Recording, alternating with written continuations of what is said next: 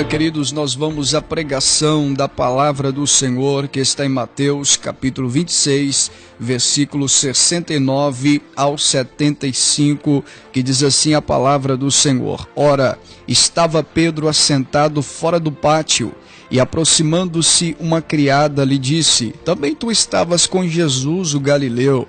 Ele, porém, negou diante de todos, dizendo: não sei o que dizes. E saindo para o alpendre, foi ele visto por uma criada, a qual disse aos que ali estavam: este também estava com Jesus, o Nazareno. Ele negou outra vez com juramento: não conheço tal homem.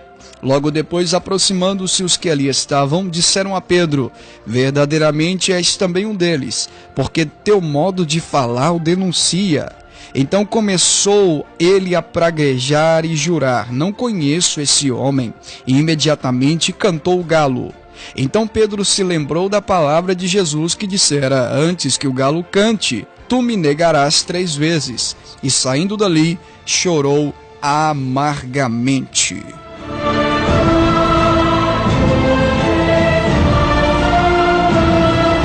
As 3 negações de Pedro são registradas nos 4 evangelhos, e as histórias se diferem em questão de detalhe, porque o evangelista Mateus, ele é mais detalhista ao falar sobre os caminhos da negação de Pedro.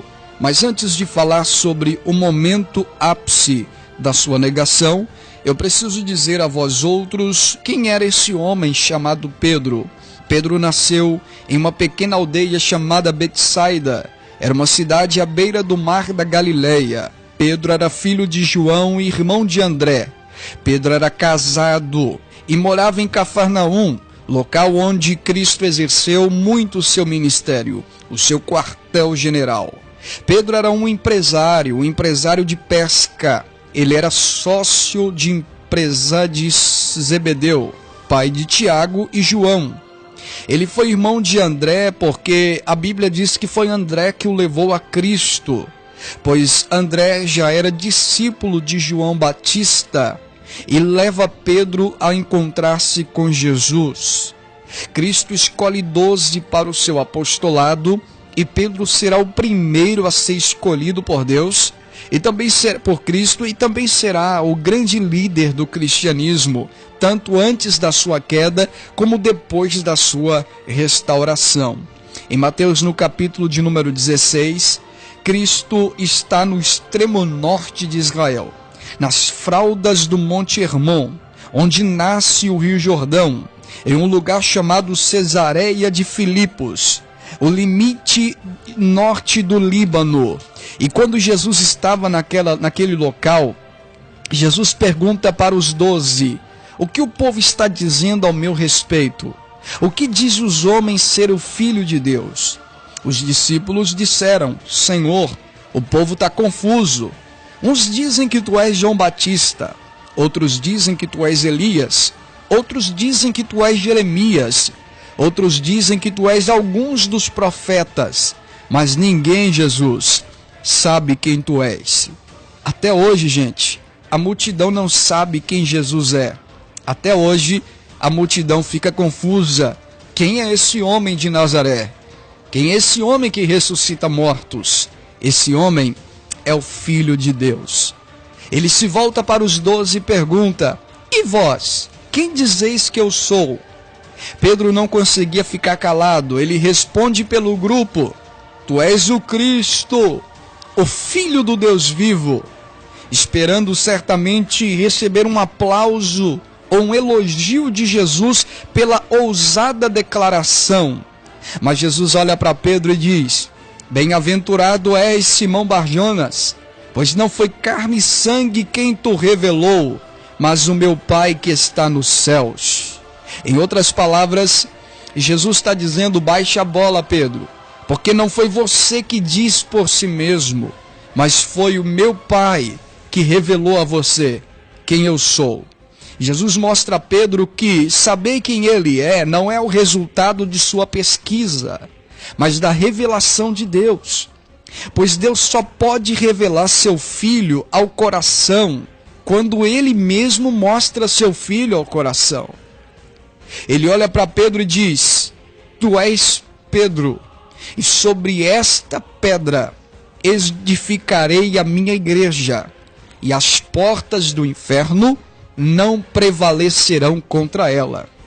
E aqui está um problema, porque Mateus capítulo 16, versículo 18, quando Jesus disse: porque tu és Pedro, e sobre esta pedra edificarei a minha igreja, alguns olham para esse texto e diz que Pedro é a pedra onde a igreja está edificada, o que é um equívoco teológico, porque há um trocadilho de palavras gregas aqui em Mateus 16. Pedro no grego é Petros, e Petros quer dizer fragmento de pedra. E pedra no grego é Petra, que quer dizer rocha. Na Bíblia, a rocha é um termo aplicado somente a uma pessoa. E essa pessoa não é nenhum homem, é Deus, é o nosso Senhor. Então Jesus está dizendo que a igreja será edificada não no Petros, Pedro, mas na Petra, Cristo, o nosso Senhor, porque é Ele o edificador da igreja. E outra coisa, há uma palavra importante aqui nessa frase. Aqueles que conhecem de português sabem o que eu estou dizendo. A Bíblia diz assim: tu és Pedro, e sobre esta pedra edificarei a minha igreja. Se Jesus estivesse dizendo que Pedro seria o edificador da igreja, Jesus diria essa pedra. Mas Jesus diz esta pedra. Há uma palavra no demonstrativo, o verbo está no demonstrativo. Não é essa pedra, mas é esta pedra. Por exemplo, se fosse no inglês e eu dissesse essa pedra, eu diria this Bible, essa pedra. Se fosse no inglês e eu dissesse esta pedra, eu diria that Bible, esta pedra. Mas Jesus usa o termo esta, that Bible, esta pedra. Jesus está apontando para ele mesmo, porque esta indica algo que está perto e essa indica algo que está longe. Não sei se você está entendendo. Jesus usou algo que está perto, ele mesmo, batendo no peito e dizendo: tu és Pedro, mas sobre esta pedra. E ele usa o pronome possessivo, eu edificarei, e pronome pessoal, eu edificarei, pronome possessivo, minha igreja. Então a igreja não é de Pedro, Pedro não é o edificador, a igreja é de Cristo. Cristo é o edificador da igreja, porque se Pedro seria a pedra, essa palavra seria essa pedra, mas é esta pedra, e as portas do inferno não prevalecerão contra a igreja do Senhor. A igreja tem um fundamento, e o fundamento da igreja não é Pedro, o fundamento da igreja não é Paulo, o fundamento da igreja é Cristo, a rocha que não se abala, a rocha que não se fende, a rocha da nossa salvação. Cristo se revela para que veio ao mundo morrer pelos pecadores, e esse mesmo Pedro que foi usado por Deus para dizer que Jesus era o Cristo, o Filho do Deus vivo, chama Jesus à parte e começa a repreendê-lo dizendo: tem compaixão de ti mesmo, Jesus, larga essa ideia de morte, pense positivo. Mas Jesus olha para Pedro e diz assim: afasta de mim, Satanás, pois não cogita das coisas de Deus, mas dos homens. Há um problema aqui. Muitos dizem que Jesus chamou Pedro de Satanás. Ele não diz que Pedro é Satanás, ele diz arreda Satanás. Mas Pedro continua, porque Pedro é discípulo.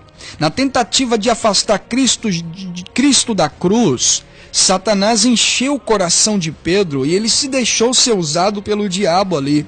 E Satanás, ele sempre está afastando Jesus da cruz. Ele usa falsos mestres, falsos pastores, para pregar autoajuda, sermões de triunfalismo, para afastar Jesus da cruz e não pregar o evangelho, não pregar a cruz. Mas em momento algum, Jesus está chamando Pedro de Satanás, mas está dizendo que ele ali foi usado pelo diabo, foi usado por Satanás. No momento quando Jesus já estava caminhando para o Calvário, já partindo o pão no cenáculo, Jesus diz aos seus discípulos: nessa mesma noite, todos vós escandalizareis comigo, como está escrito: ferirei o pastor e as ovelhas serão dispersas.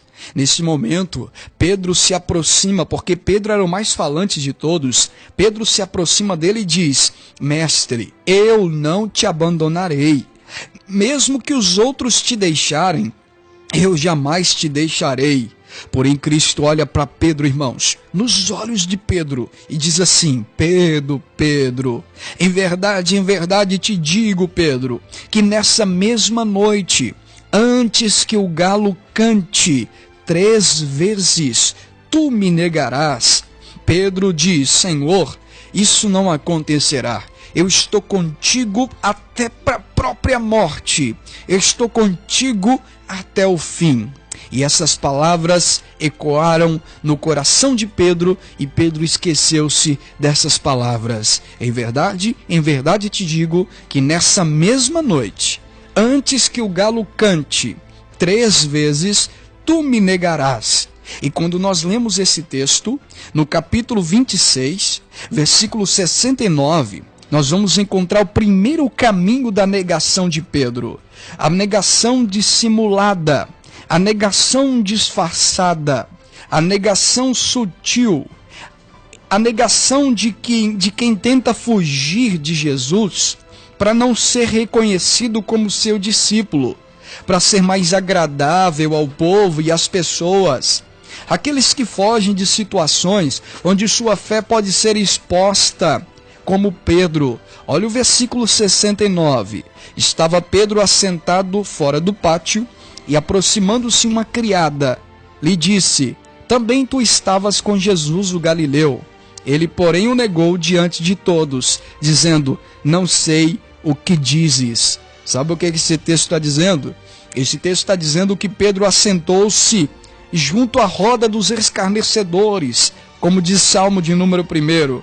E de longe, enquanto Jesus estava sendo atacado pelo sinédrio, enquanto Jesus apanhava, enquanto Jesus sofria diante das autoridades, Pedro estava sentado fora, no pátio, no alpendre daquele cenáculo.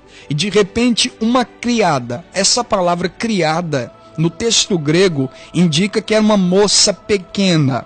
E quando a Bíblia usa o termo criada no grego para moça pequena, pode ser pequena no tamanho ou pode ser pequena na função inferior. Uma empregada, uma mulher sem muita importância, uma pessoa humilde, não apresentava nenhuma ameaça para Pedro, não apresentava nenhuma ameaça. Não foi uma autoridade romana que chegou para Pedro para questioná-lo, foi uma pequena criada. Foi alguém que não apresentava nenhuma ameaça para Pedro, mas ele negou a Jesus para aquela criada. A criada usa uma expressão muito interessante aqui no versículo de número 70. Versículo de número 69. Pedro estava sentado junto ao pátio e, aproximando-se uma criada, lhe disse: também tu estavas com Jesus o Galileu. Ela usa uma expressão forte. Ela diz: tu também estavas com Jesus o Galileu. A criada usa essa expressão para identificar Pedro, pois os galileus, eles eram parecidos.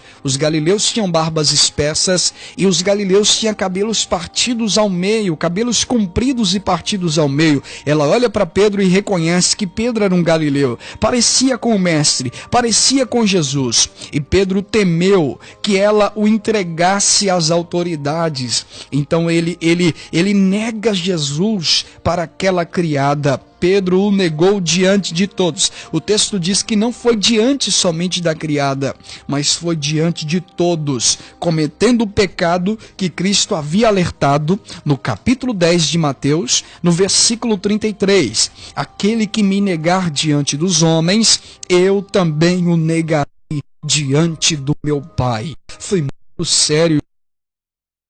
Pedro, uma pessoa, a Bíblia diz que ele negou diante de todos que estavam ali assentados. Mateus, capítulo 10, versículo 33. Aquele que me negar diante dos homens, eu também o negarei diante do meu Pai. Pedro caiu num pecado perigoso, o pecado da negação dissimulada. Aquela pessoa que nega Jesus quando está pregando, aquela pessoa que não prega toda a verdade, prega meia verdade, está pregando uma mentira completa, porque no Evangelho não existe meia verdade. Meia verdade é uma mentira completa. Se você congrega em uma igreja que o pastor nega a cruz, que o pastor nega a salvação, mas que está preenchendo no Evangelho coisas que não é Evangelho, ele está cometendo esse pecado aqui de Pedro. E Jesus diz assim: aquele que me negar diante dos homens, eu também o negarei diante do meu Pai. É por isso que diante dos homens, diante de todos, ele vai dizer: apartai-vos de mim, porque eu não vos conheci. Deus também negará os falsos profetas, porque eles negam o evangelho ao povo. Deus também negará os falsos mestres, porque eles estão negando o evangelho para as pessoas. Todos os domingos em seus sermões, em seus cultos de autoajuda e de triunfalismo. Gente, isso aqui é muito forte. Isso aqui é para mexer com o nosso coração. Quantas vezes nós negamos Cristo por causa de uma bênção, por causa de uma vitóriazinha pessoal? Você está caindo no pecado de Pedro. Só que o pecado vai se agravando. Eu poderia ter mais tempo aqui para pregar. O pecado vai se agravando no versículo de número 71 e 72. O primeiro pecado o primeiro caminho da negação é o caminho da negação dissimulada, para agradar, para não ser pesaroso. Mas o segundo caminho da negação é a negação com juramento falso. Olha o versículo 71. E saindo para o alpendre, foi ele visto por outra criada. Outra criada, a qual disse aos que ali estavam: este também estava com Jesus, o Nazareno. Agora vai ficar mais grave a negação. Uma outra criada, Pedro estava no alpendre, na entrada da casa. O alpendre é a entrada da casa ou a saída da casa. Pedro provavelmente, quando foi interrogado pela primeira criada dentro da casa, ele saiu de fininho para o alpendre, para ir embora, saindo de fininho para escapar das interrogações. Mas de uma outra criada aproxima de Pedro. Ele foi visto por outra criada, mas não fala com Pedro. Ela foi mais escandalosa. Ela não era muito educada, essa outra criada, como a primeira. Ela era mais escandalosa, ela foi mais ousada, porque ela não apontou para Pedro, ela apontou para todos os que ali estavam e disse: este que está saindo aí, esse também estava com Jesus. E ela não usa a expressão o Galileu, ela usa a expressão o Nazareno. Então ela foi mais ousada, ela chamou Jesus não de Galileu como a primeira, ela chamou Jesus de Nazareno. E ela não interrogou Pedro como a primeira, ela interrogou para os outros, apontando para Pedro. Ela não fala com Pedro, mas ela fala com eles. Ela não fala o Galileu, mas ela usa a palavra o Nazareno. Isso deveria constranger Pedro naquele momento. Isso deveria fazer Pedro cair de joelhos naquele momento, pois ao chamar Cristo de Nazareno, ela estava cumprindo uma profecia de Mateus, capítulo 2, versículo 23. Mateus quer mostrar que Pedro fez um grande erro na segunda negação, maior do que o primeiro erro, porque Mateus capítulo 2, versículo 23, diz a Bíblia: e foi habitar numa cidade chamada Nazaré, para cumprir o que fora dito pelos profetas, ele será chamado o Nazareno. Repito, para cumprir o que foi dito pelos profetas, ele será chamado de Nazareno. Pedro não entendeu que ali estava sendo cumprida uma profecia muito antiga, e naquele instante, diante de Pedro, a profecia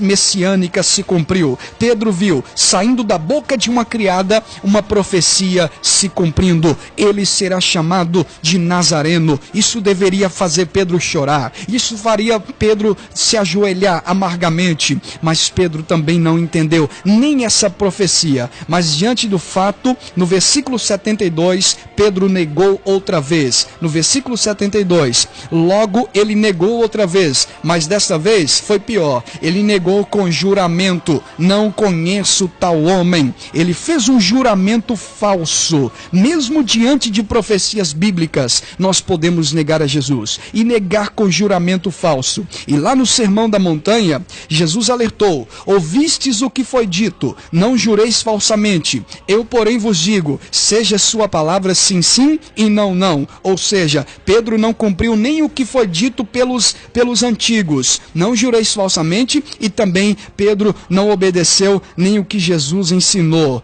Ele diz: não conheço tal homem. Essa negação é mais agravante na terceira. Por quê? Porque na terceira negação, agora não é as duas criadas, agora é o grupo inteiro que chega diante de Pedro e começa a identificá-lo pelo sotaque. Versículos 73 ao 75 para a gente orar. Logo depois, aproximando-os os que ali estavam, disseram a Pedro: verdadeiramente és um deles, porque o teu modo de falar o denuncia. Então começou ele a praguejar e a jurar: não conheço tal homem. E imediatamente cantou o galo. Então Pedro se lembrou da palavra de Jesus que dissera: antes que o galo cante, tu me negarás 3 vezes. E saindo dali, chorou amargamente. Agora é um grupo que o identifica pelo seu sotaque na Galileia. O que não era normal. Pedro está ali porque Pedro era galileu e eles eram gentios. E logo um deles denuncia pelo seu sotaque. Existem documentos do primeiro século que diz que haviam palavras pronunciadas por galileus que os judeus do sul e da Galileia não compreendiam. É como o nordestino aqui em Minas. Às vezes eles pronunciam coisas que nós não entendemos. A mesma coisa eram os galileus dentro de Jerusalém. O sotaque os denunciava. Vocabulário deles eram de pescadores. Por isso os estranharam pelo sotaque dele. Um viajante de outra região é fácil de ser identificado. Há um recurso literário aqui em Mateus nesse texto. No versículo 75 diz assim: então Pedro se lembrou da palavra que Jesus dissera: antes que o galo cante, 3 vezes tu me negarás. Esta palavra então, há 2 palavras gregas para então. A palavra de, que quer dizer um então sem muita ênfase, um então sem muita força, mas é uma palavra grega para então que é toter, e a palavra toter indica algo mais enfático, algo com mais ênfase, e aqui nesse texto está a palavra toter, a palavra grega com mais ênfase. Então, eles apontam para Pedro e Pedro então começa a praguejar. E esse então é ênfase. Pedro começa a gritar, a praguejar, a amaldiçoar a si mesmo e as pessoas. E com mais força, Pedro começa a amaldiçoar o próprio Cristo. Naquele momento, ele quis mostrar que não tinha relação com Jesus e então amaldiçoa Jesus dizendo: eu não conheço esse homem, maldito seja vocês, maldito seja esse homem. Ao Pedro praguejar, o galo então cantou, e quando o galo cantou, Pedro lembrou da palavra de Jesus: antes que o galo cante, 3 vezes tu me negarás. E Pedro saiu dali chorando amargamente. E eu quero encerrar essa pregação dizendo para você que o galo cantou para denunciar o pecado de Pedro, porque todas as vezes que você peca, o galo canta para denunciar o seu pecado. O galo cantou assim: Pedro, você negou. O galo cantou: Pedro, você caiu. O galo cantou: Pedro, você pecou feio, Pedro. E o galo também cantou. Também não foi só um canto de denúncia. O canto do galo foi um canto de graça. Por quê? Porque ao mesmo tempo que o galo canta dizendo: você pecou, Pedro, também o galo canta fazendo Pedro lembrar da palavra do Senhor: antes que o galo cante, 3 vezes tu me negarás. E quando o galo cantou, foi para anunciar a Pedro que ele precisava da graça, que ele precisava de arrependimento. Então Pedro saiu dali de fininho e chorou amargamente. Ele fez Pedro se lembrar do que Jesus disse. O canto do galo pode também anunciar um fim de uma noite de desvios, um fim de uma noite de contrição, um fim de uma noite de pecado, porque a Bíblia diz que o choro pode durar uma noite, mas mas a alegria, ela vem pela manhã. A noite de negação pode ter um fim, mas deve vir o arrependimento que nos traz perdão e que nos traz a graça do Senhor. Portanto, eu encerro este sermão dizendo para você, não negue a Cristo. Cuidado para você não negar a Cristo. Ele está dizendo, antes que o galo cante, tu me negarás 3 vezes. Ele já havia alertado Pedro. Pedro não ouviu a pregação. Ele está te alertando aqui nessa mensagem. Não negue, não negue. Arrependa-se, arrependa-se, arrependa-se dos seus pecados. Cuidado para você não cair no mesmo erro de Pedro. Palavra do Senhor para a sua canto de denúncia, canto de denúncia. O canto do galo foi um canto de graça. Por quê? Porque ao mesmo tempo que o galo canta dizendo você pecou, Pedro, também o galo canta, fazendo Pedro lembrar da palavra do Senhor. Antes que o galo cante, 3 vezes tu me negarás. E quando o galo cantou, foi para anunciar a Pedro que ele precisava da graça, que ele precisava de arrependimento. Então Pedro saiu dali de fininho e chorou amargamente. Ele fez Pedro se lembrar do que Jesus disse. O canto do galo pode também anunciar um fim de uma noite de desvios, um fim de uma noite de contrição, um fim de uma noite de pecado, porque a Bíblia diz que o choro pode durar uma noite,